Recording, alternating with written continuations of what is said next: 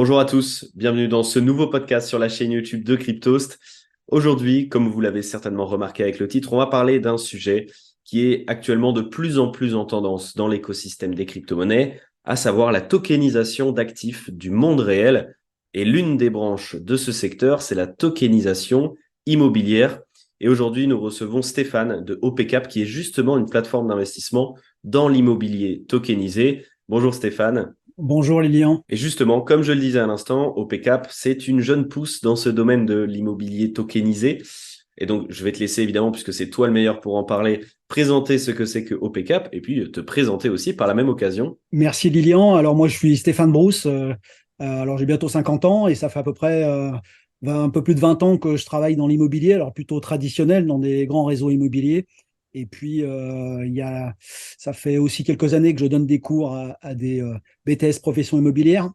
Et figure-toi que chaque fois, chaque début d'année, ces étudiants me posent la question comment investir dans l'immobilier quand on a 20 ans.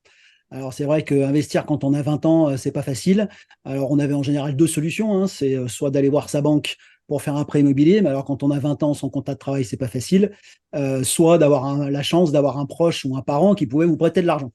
Bon, alors il se trouve que dans les deux situations sont extrêmement compliquées et que maintenant il existe des solutions qu'il n'existait pas, moi, à mon époque, de pouvoir investir dans l'immobilier. Et c'est pour ça qu'on a voulu créer OPCap et essayer de proposer des solutions d'investissement un petit peu innovantes et puis surtout accessibles à tous euh, actuellement. Voilà.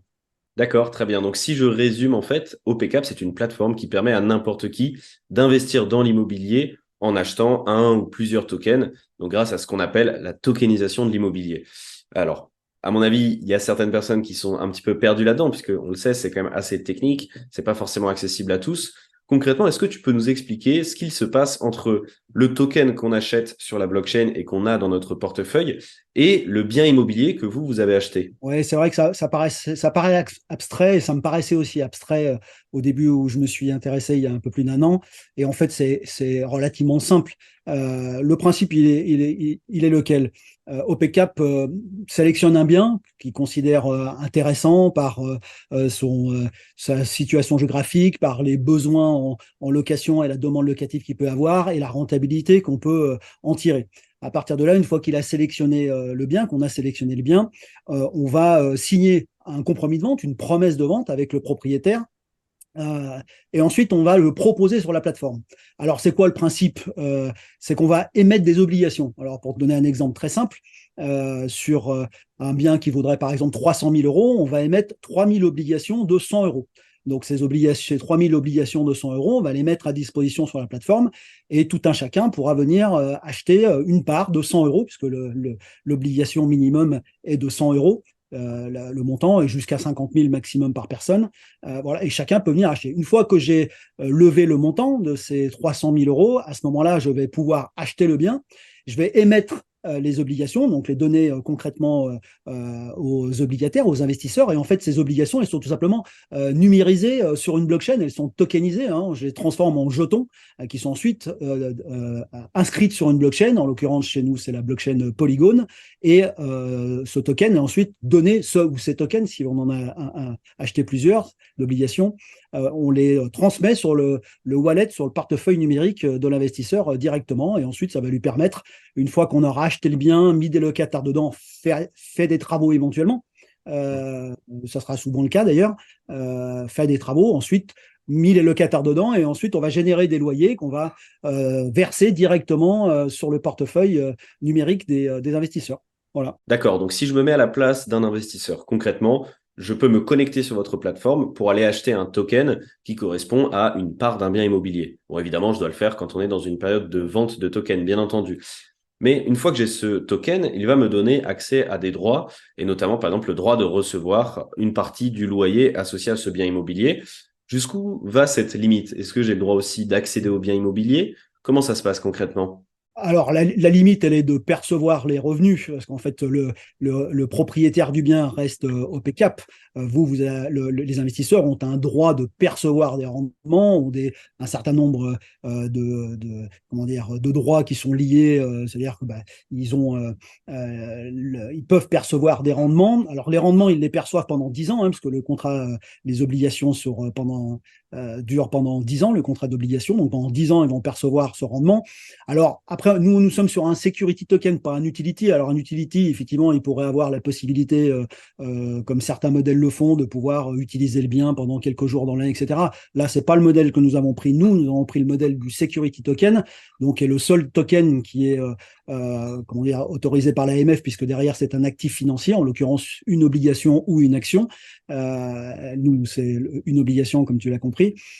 Donc, le droit, c'est de percevoir des revenus, évidemment, et pendant 10 ans. Et il faut, il faut pour ça avoir des locataires dedans. Et voilà, et ensuite, ça se passe très bien. Enfin, on espère que ça se passera très bien. Oui, évidemment, hein, voilà, on espère pour vous que ça se passera bien, hein, tu fais bien de le préciser, bien entendu. Mais bon, bref, pour revenir sur notre discussion, il y a un sujet que tu as évoqué qui me semblait assez intéressant. Tu parlais des obligations qui sont étalées sur 10 ans. Et je me suis posé la question, voilà, imaginons que j'achète ce token, donc théoriquement, je suis lié pendant 10 ans avec le bien immobilier, mais je me rends compte que le marché de l'immobilier dans la région a bien monté, j'ai envie de prendre mes profits, j'ai envie de voilà, prendre quelques bénéfices.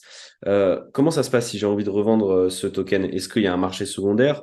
Ou alors, par exemple, est-ce que vous utilisez un oracle pour indexer le prix du token au marché de l'immobilier, par exemple? Comment ça se passe concrètement? Ouais, alors là, on est sur le premier étage de la fusée, c'est-à-dire lancer notre marché primaire, hein. Donc là, on a lancé notre première tokenisation. Enfin, ça démarre vendredi. L'idée, évidemment, l'étape d'après est très rapidement, début 2024. On va créer notre plateforme de second marché, puisque justement, l'intérêt de la tokenisation, il réside dans la liquidité que peut apporter la tokenisation, c'est-à-dire de pouvoir échanger et vendre très facilement grâce à la blockchain ces tokens, donc ces obligations tokenisées. Donc il faut que rapidement on crée cette plateforme de second marché qui pour l'instant n'existe pas, mais elle n'existe nulle part pour le moment. Mais c'est le gros enjeu derrière et l'intérêt très important que peut avoir la tokenisation, c'est derrière de pouvoir revendre très facilement avant les 10 ans, évidemment. Après, ça sera une offre et une demande. Donc, ça sera même pas l'indexation d'un marché potentiel immobilier qui aurait monté ou pas. Ça sera un marché avec un tableau d'affichage. Et puis, bah, si quelqu'un veut l'acheter 120 au lieu de 100, bah, tant mieux, tu vas trouver un acheteur à 120. Si tu as un acheteur à 90, tu as un acheteur à 90. Ça sera l'offre et la demande, mais c'est pas moi qui pourra déterminer le prix. Ça sera un marché. Voilà. Ouais, ouais, je comprends totalement. Et surtout, on se dit que l'investissement dans le marché de l'immobilier, c'est un investissement sur le long terme.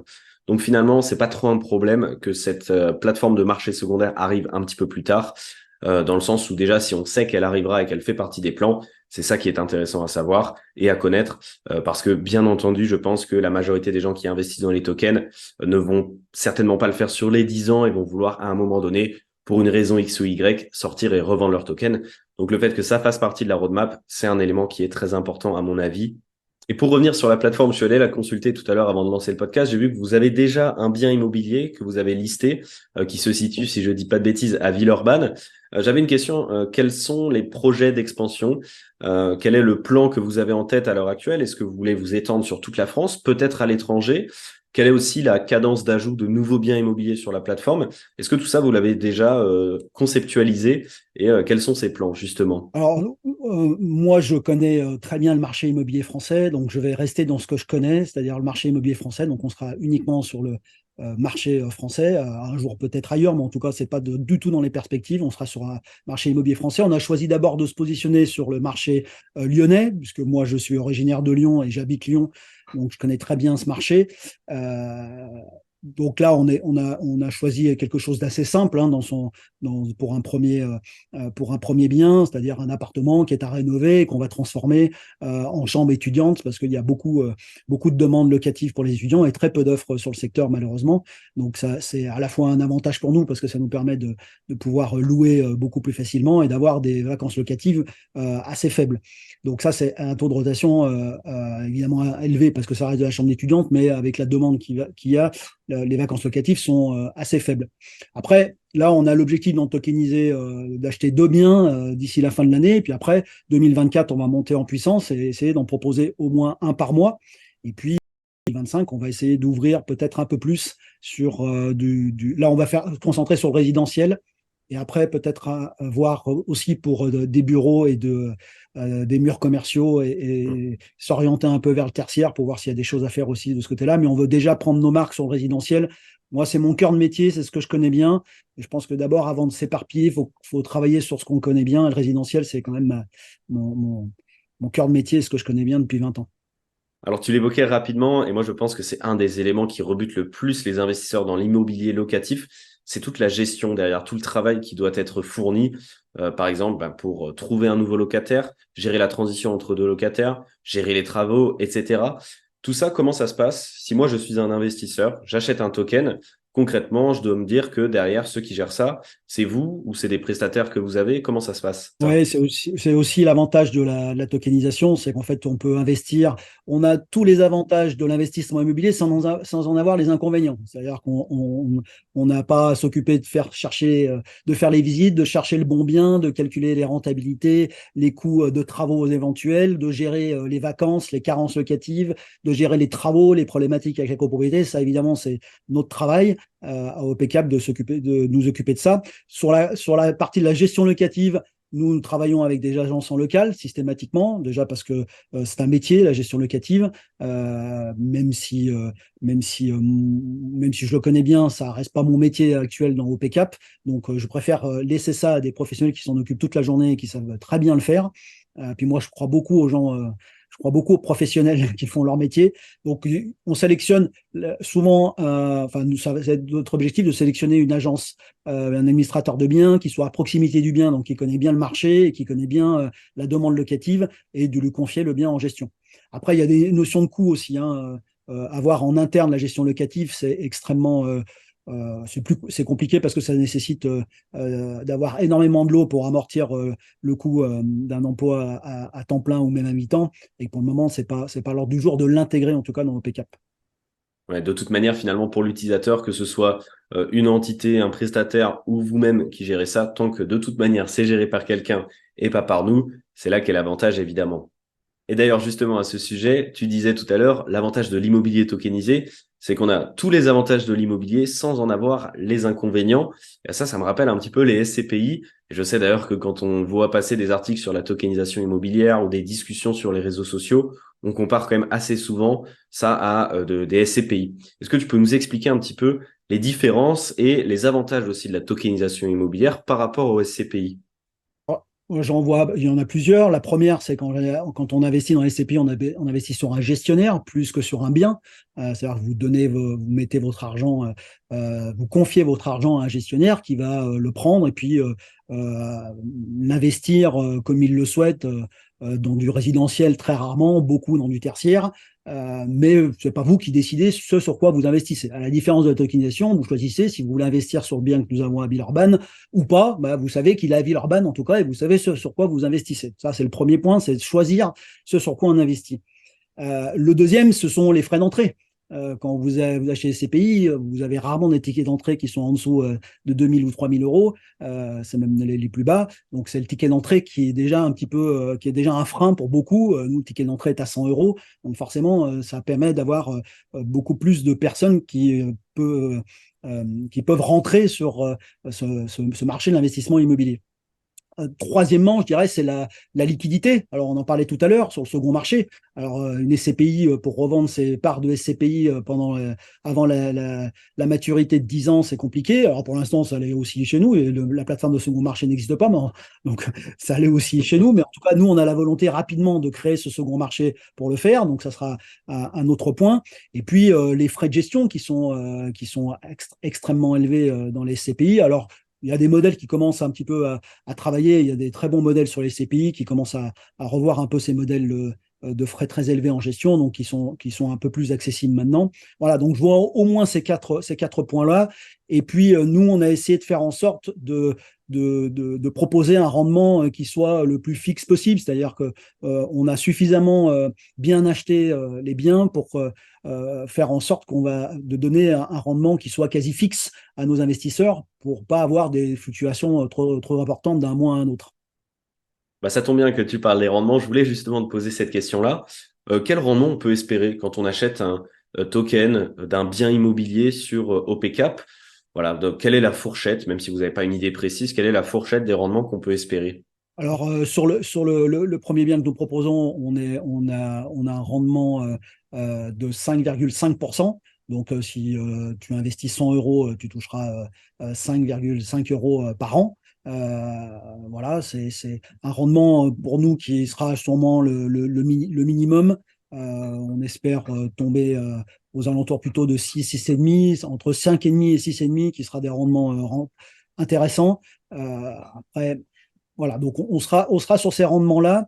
Le but, moi on aurait pu proposer plus, pour tout te dire, et on s'est dit que ce qui nous intéresse surtout, c'est d'avoir un rendement qui soit le plus fixe possible, donc d'anticiper, de provisionner des éventuelles vacances locatives, des éventuelles problématiques qu'on peut avoir sur des travaux, etc., pour essayer de maintenir ce taux. Moi, annoncer un 7 et puis tous les 3 mois descendre à 4 ou 4,5 parce qu'il y a des travaux, il y a un locataire qui s'en va, je n'aimais pas le principe. Je préfère dire, on va donner 5,5, mais vous les aurez tout le temps, quoi qu'il arrive, et on fera en sorte de les avoir tout le temps, et on a suffisamment provisionné pour ça.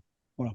Hmm. D'ailleurs, ça se voit sur la plateforme, on l'affiche, hein, on met une provision de vacances locatives, on a des réserves de travaux, en plus des travaux qu'on va faire, pour pallier pendant les 10 ans qui viennent, parce que la taxe foncière, comme tu le sais, elle a beaucoup augmenté ces derniers temps, mais elle peut aussi encore augmenter dans les 10 ans qui viennent. On sait qu'on n'aura pas de gros travaux de grosses œuvres sur les rénovations des parties communes dans les immeubles qu'on achète. Donc, on essaie de se voir à peu près à 10 ans si on n'aura pas trop de problématiques. Voilà, et faire en sorte d'essayer d'être le plus lisse possible sur les rendements qu'on va fournir. Bah justement, j'allais te poser cette question. Derrière, quel est le modèle économique d'une entreprise comme OPCAP? Quels sont les frais que vous appliquez et pourquoi est-ce que vous avez à appliquer ces frais justement? Alors, le modèle économique, il est essentiellement à l'achat, en fait, hein. Nous, on prend un pourcentage sur le prix du bien à l'achat. Donc, par exemple, si on achète un bien 300 000, ou 200 000, parce que 300 000, c'est le montant global à lever, mais admettons sur un bien qui vaut 200 000, on va prendre 10% de commission, on va prendre 20 000. Ensuite, tu as les droits de mutation, hein, donc ce qu'on appelle vulgairement les frais de notaire, qui ne sont pas réellement l'argent qui va au notaire, hein, ce sont surtout des taxes. Tu as les réserves de travaux, hein, c'est-à-dire l'argent qu'on met un peu de côté pour prévoir des éventuels travaux dans les années qui viennent, parce qu'il peut y avoir une problématique dans les parties communes, de l'éclairage à refaire, des surcoûts, une chaudière à changer sur le chauffage collectif, bref, quelque chose qui peut arriver et qu'il faut provisionner, parce que le but, c'est pas de revenir vers les investisseurs pour leur dire, hey, les gars, je vous donne un peu moins maintenant parce qu'il faut qu'on change la chaudière. Ensuite, il y a les travaux pour refaire le bien. Alors que là, en l'occurrence, l'appartement baigne dans son jus, donc il faut tout refaire, de la cuisine en passant par les salles de bain, et transformer les 4 chambres. Et puis ensuite, il y a les réserves, ce qu'on appelle les réserves, les frais bancaires. Comme on est sur la possibilité d'acheter en crypto-monnaie et de verser l'argent en crypto-monnaie, il y a forcément ce qu'on appelle des frais de gaz et des frais de change entre l'euro et plus les frais qui sont liés au CB, enfin tout ce qui est frais bancaires en fait. Là, ça t'arrive à un montant. Voilà, ça c'est ce qu'on gagne, donc les 10% sur l'achat du bien. Ensuite, on gagne un petit peu, mais parce on a quelques frais administratifs au quotidien, c'est-à-dire 2% du montant des loyers annuels qui sont perçus. Voilà. Et puis pendant 10 ans, c'est à peu près tout ce qu'on va gagner. Alors je ne veux pas faire pleurer dans les chaumières, mais c'est pas celui qui gagne le plus, c'est celui qui fait la gestion locative, mais c'est pas nous qui la faisons, mais il fait son métier. Donc nous, on prend 2% sur le montant des loyers, et ensuite, dans 10 ans, c'est à la revente, hein, en espérant qu'avec les travaux d'embellissement qu'on a fait, la valorisation de l'appartement qu'on aura fait, et puis le marché immobilier, parce que dans 10 ans, j'ai pas d'inquiétude sur le fait que les choses vont s'améliorer, même si là, on est en train de passer une phase de creux. C'est toujours un cycle, l'immobilier, et que dans 10 ans, j'ai pas de doute que ça repartira. C'est la plus-value générée, puisque la plus-value, à la fin, à 10 ans, si plus-value il y a, elle est partagée entre OPCAP et les investisseurs. D'accord. Donc, au bout de 10 ans, finalement, vous allez revendre ce bien immobilier et le prix de revente définira le nouveau prix des tokens. Et d'ailleurs, peu importe, j'imagine, le prix sur le marché secondaire, n'est-ce pas? Peu importe la valeur, tout à fait. Ouais. Sur le Ok. marché secondaire, même il vaut 130 ou 140 à ce moment-là, s'il y a une plus-value de 20 ou 30 euros de plus par token, la plus-value, elle sera en plus des 20 ou 30 euros, bien sûr. Hum, hum. D'accord. Bon, je vais changer de sujet. Je voulais revenir sur un élément que tu as mentionné un petit peu tout à l'heure, de la sélection des biens. Et comme on est dans un projet qui est décentralisé avec une communauté, est-ce que vous avez prévu de donner un droit de regard à cette communauté sur, par exemple, la sélection des biens immobiliers que vous allez ajouter à la plateforme OPCAP?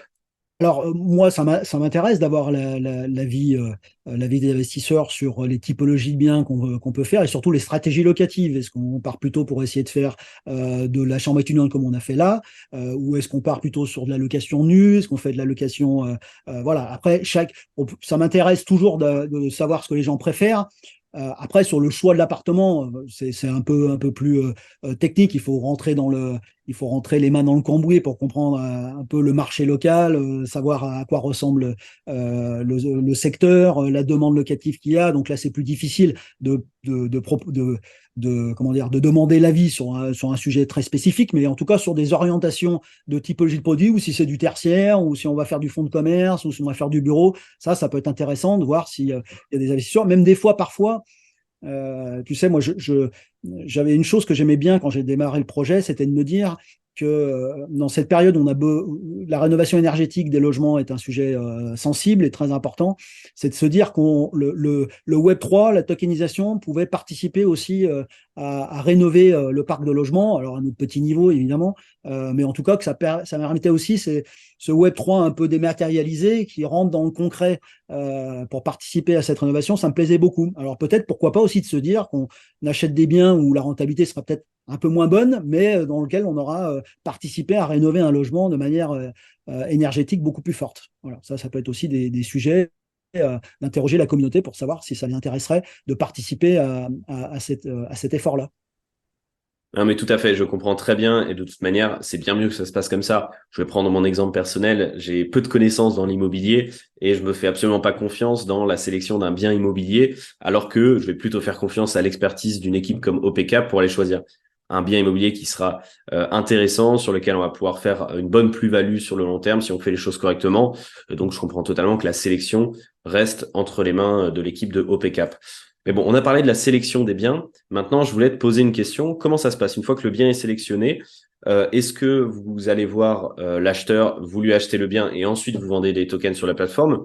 Ou, et je pense d'ailleurs que c'est plutôt cette seconde option-là, si je ne dis pas de bêtises, d'abord, vous allez bon, évidemment voir l'acteur et vous mettez d'accord avec lui, mais ensuite, vous mettez le bien sur la plateforme, vous levez les fonds en vendant les tokens et ensuite, vous achetez officiellement le bien, c'est ça? Tout à fait. Et puis, il faut aussi convaincre un propriétaire, parce que là, on est dans un cadre d'une vente classique, hein. Là, on n'est plus dans quelque chose d'abstrait, c'est du concret. Vous avez un propriétaire en face à qui il faut expliquer que vous ne faites pas de prêt bancaire, vous n'achetez pas cash, vous faites un financement participatif, entre guillemets, via une plateforme, et qu'il soit d'accord pour patienter pendant un délai qui est sensiblement le même que l'obtention d'un prêt, hein, mais n'empêche que c'est un modèle qui peut un peu dérouter un propriétaire, donc il faut aussi lui expliquer, faire preuve de pédagogie, et qu'il accepte de nous vendre à nous son bien, et ensuite effectivement aller lever le montant nécessaire sur la plateforme pour pouvoir signer le bien définitivement 3-4 mois plus tard. Oui,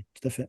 Eh ben justement, j'allais te poser cette question parce que je pense qu'il doit y avoir quand même un challenge assez exceptionnel d'aller convaincre un acheteur de patienter plusieurs semaines pour obtenir son argent, d'ailleurs de l'argent qui va être transféré en cash parce que on va faire un levée de fonds participative par le biais des crypto-monnaies. J'imagine que ça doit pas être tout simple. Et d'ailleurs, alors, avant de te poser la question principale que je voulais te poser, une petite sous-question. Comment est-ce que vous les payez, les acheteurs? Est-ce que vous les payez en crypto-monnaie ou avec un virement bancaire sur leur compte? Non, alors dans le monde du Web3, si on veut avoir une automatisation des paiements et passer par la tokenisation, on est quasiment obligé, enfin c'est même pas quasiment, on est obligé de faire du versement en crypto, en crypto. Après, moi qui viens pas de ce monde-là, qui est plutôt de l'immobilier traditionnel, ce qui m'intéressait quand on a démarré la plateforme, c'est de prendre tous les points qui me plaisaient pas dans la tokenisation, hein, pour dire parce qu'il y a des choses qui me plaisent pas, enfin pas qui me plaisent pas, mais qui sont en tout cas trop techniques. Et moi, qui suis plutôt grand public, je voulais que les personnes qui aillent, les investisseurs qui viennent sur la plateforme, puissent avoir le même sentiment que moi, c'est-à-dire de quelque chose qui soit assez fluide. Et de lever 2 points d'achoppement. Parce qu'en fait, finalement, il y a 2 choses qui sont un peu crispantes dans le Web3. Le premier, c'est d'avoir son portefeuille numérique, c'est-à-dire d'avoir un wallet, puisque sans wallet, il n'y a pas de Web3. C'est là-dessus qu'on va recevoir son token et puis ses crypto-monnaies. Donc pour ça, ce qui m'intéressait, c'était d'avoir évidemment la possibilité de connecter son wallet, mais ça, c'est sûr, c'est évident. Donc on peut connecter son Ledger, son MetaMask, etc. Mais ce qui m'intéresse aussi, c'est de pouvoir proposer à ceux qui n'en ont pas de pouvoir en créer un facilement en 1 minute sur notre plateforme. Donc on a maintenant la possibilité, quand on arrive, de pouvoir en 1 minute, en Web 2 en plus, hein, c'est-à-dire avec son adresse Gmail ou son compte Apple, son compte Facebook, de pouvoir créer un wallet en 1 minute. Donc déjà, ça c'était le premier point de crispation qu'on a essayé de faire sauter. Le deuxième point, c'était les versements en USDT. Moi, j'ai plein de copains à côté de moi qui me disaient, t'es gentil, mais qu'est-ce que je vais en faire, moi, de tes USDT, une fois que tu les auras versés, et qui voulaient investir pourtant. Donc, on a aussi réfléchi, puis on s'est dit qu'il fallait qu'on mette à disposition sur l'espace des investisseurs, directement sur la plateforme, une rampe on-off, c'est-à-dire la possibilité de transférer directement, transformer ces USDT en euros et de les basculer avec son IBAN sur son compte en banque en deux, trois clics pour que ça soit facile d'utilisation et que voilà, au bout d'un moment, on a peut-être envie de récupérer en euros parce qu'on ne sait pas trop quoi en faire, ces USDT. Euh, dans la vraie vie, on ne sait pas trop quoi en faire, bah là, de pouvoir les transférer facilement sur son compte en banque. Voilà. Donc ça aussi, on l'a mis à disposition. Donc les 2 points qui étaient un peu crispants pour moi, qui ne vient pas de ce monde-là et qui me rebutait un peu, bah, je trouve que maintenant, on a réussi un peu à les rendre un peu plus soft. D'accord. Mais en tout cas, c'est très intéressant parce que c'est vrai que on en parle très souvent, d'ailleurs, nous, sur Cryptost. L'une des barrières à l'entrée pour l'adoption de ce genre de nouvelles technologies et des nouveaux services financiers qu'on peut proposer, c'est l'aspect technologique, justement, finalement. C'est le fait de se dire, est-ce qu'on envisage de voir notre oncle, notre tante avoir un MetaMask, envoyer de l'argent sur ce MetaMask et aller se connecter sur une plateforme pour aller faire des transactions, etc. Évidemment, c'est difficilement envisageable. Donc, c'est vrai que ce que vous proposez de pouvoir faire une petite jonction entre le Web 2 et le Web 3, c'est assez intéressant. Mais je voulais revenir quand même sur un point que tu as mentionné. Si j'ai bien compris, donc, vous allez acheter les biens en crypto-monnaie. Donc, comment est-ce qu'on convainc un acheteur de recevoir des crypto-monnaies aujourd'hui? J'imagine que ça ne doit pas être tout simple quand même. Alors, nous, on les achète en euros, les biens, hein, on ne les achète pas en crypto. Donc, on peut acheter un token sur OPCAP en USDT, mais moi, forcément, tout est converti en euros et j'achète en euros. Donc, la problématique, elle n'était pas tellement sur l'achat en crypto pour moi, elle était sur de convaincre un investisseur que j'allais mettre une condition suspensive à l'achat soumise à la levée des fonds derrière. Après, euh, donc ça, c'est pas tellement les cryptos. Après, je pense que ça arrivera. Il y a déjà eu des transactions en crypto, donc je pense que ça se généralisera, à mon avis, de plus en plus. C'est pas, je pense que le sujet, en plus, je vois qu'il y a des stablecoins en euros qui arrivent. Nous, on n'avait pas trouvé stablecoin en euros avec des volumes suffisants pour pouvoir se lancer dessus. Donc, c'est pour ça qu'on est parti sur l'USDT. Mais je pense qu'il y en aura qui vont arriver. J'ai quelqu'un qui m'a contacté dessus. Donc, je pense que ça viendra petit à petit. Donc, les achats en crypto se feront. Non, moi, tu sais, plus. Après, plus il y aura de transactions, plus les gens seront rassurés, en fait, derrière. Hein. Plus ça se passera bien, plus on pourra montrer des exemples et plus ça rassurera les vendeurs. Hein. D'accord, d'accord, très bien. Et désolé de la confusion tout à l'heure, je pensais en fait que vous achetiez les biens immobiliers en crypto-monnaie et donc que le vendeur recevait des crypto-monnaies. Et auquel cas, c'est pour ça que je te posais cette question-là en me disant, ça va pas être simple d'aller convaincre des vendeurs de recevoir d'un coup 100 000, 200 000, 300 000 euros en crypto-monnaie. Évidemment, donc c'était là aussi pour moi un défi. Mais d'ailleurs, dans les autres défis, justement, parce qu'on sait que voilà, la tokenisation d'actifs du monde réel et la tokenisation de l'immobilier, ça a un véritable avenir. Mais encore une fois, voilà, il y a ce frein technologique à l'entrée. Est-ce que tu peux nous expliquer un petit peu, à ton sens, quels sont voilà, les défis que vous avez à relever en tant que très jeune entreprise dans ce domaine-là pour vous développer et pour devenir vraiment voilà, un grand acteur du domaine de l'investissement dans l'immobilier tokenisé? Oui, je pense, oui. Après, si tu veux, le monde des crypto-monnaies dans l'imaginaire des gens, et pour moi, il y a encore pas si longtemps que ça, c'était un monde de spéculation très volatile, où on pouvait s'enrichir et devenir pauvre en 24 heures. Donc, et on a tous des gens dans notre entourage qui ont acheté des bitcoins pendant le bull run et qui maintenant et qui en ont perdu beaucoup très rapidement derrière. Enfin bon, on a tous à droite à gauche des exemples comme ça. Maintenant, ce qui est intéressant avec la tokenisation d'actifs réels, c'est qu'on permet, on permet de, comment dire, de faire le lien entre quelque chose qui paraît très immatériel avec quelque chose qui est très concret. Et là, ça change tout, parce que finalement, après, il y a le côté technique, mais le côté technique, je pense que personne ne sait comment marche un iPhone, et pourtant tout le monde utilise un iPhone. Donc, il faut rendre les choses beaucoup plus simples et aller vers beaucoup plus de simplification technique. Et l'iPhone, on est l'exemple flagrant. Hein. Personne sait comment ça marche et on se demande, et pourtant tout le monde l'utilise assez facilement. Donc, il faut arriver à rendre tout ça techniquement encore plus facile.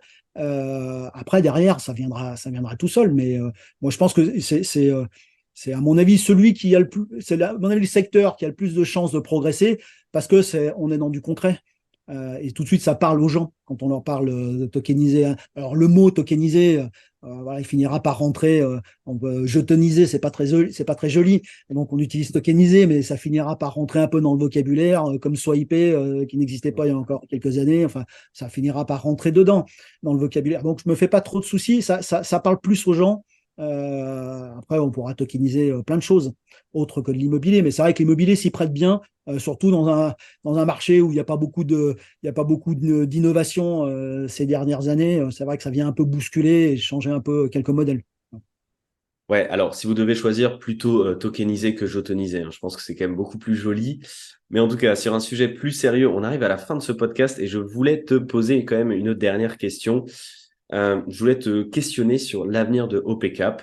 Voilà, on sait que vous êtes une jeune pousse dans un domaine qui lui aussi est jeune. Vous avez encore tout à construire. Quelles sont vos ambitions et dans quelle direction vous voulez aller, notamment à court terme avec OPCAP? Alors nous, on a les prochaines séances, bah, déjà c'est le lancement de la levée de fonds ce vendredi 20 octobre à 9 heures, puisqu'on lance la première souscription, et essayer de la réussir le plus vite possible. Et puis ensuite, deuxième étape, c'est d'embrayer rapidement sur un second bien. Et puis on va se mettre au travail avant la fin de l'année là pour créer la plateforme de second marché, parce que pour moi c'est essentiel à cette tokenisation. C'est ce qui fera aussi sa grande différence avec le fractionnement immobilier de plateformes qui font du fractionnement sans tokeniser. Et il faut rapidement qu'il y ait cette plateforme de second marché pour y apporter et avoir tous les avantages vraiment pleinement de la tokenisation. Eh ben écoute, merci Stéphane pour tes explications, merci pour ton temps. On arrive malheureusement à la fin de ce podcast, donc je vais devoir conclure. Donc franchement, voilà, c'était un sujet extrêmement passionnant. Ça m'a fait énormément plaisir de discuter de ça avec toi. J'espère que ça aura aussi passionné les personnes qui nous ont écoutés. On le sait de toute manière, la tokenisation des actifs du monde réel, c'est un sujet qui va prendre de plus en plus d'ampleur dans l'écosystème des crypto-monnaies, particulièrement la tokenisation immobilière. Et donc, c'est forcément très intéressant de découvrir un projet français comme le vôtre OPCAP, donc qui traite voilà, de ce sujet de la tokenisation immobilière. D'ailleurs, pour information, sachez que cette vidéo est réalisée en partenariat avec OPCAP. Donc, si ça vous intéresse, vous avez tous les liens dans la description. N'hésitez pas à aller jeter un coup d'œil. Et puis, encore une fois, Stéphane, eh bien, merci beaucoup pour ton temps. Et je te souhaite toute la réussite possible avec OPCAP, la réussite sur ce premier bien immobilier et puis sur tous les autres qui viendront, j'en suis persuadé, à l'avenir. Merci beaucoup Lilian, merci à tous. Passez une bonne journée. À bientôt.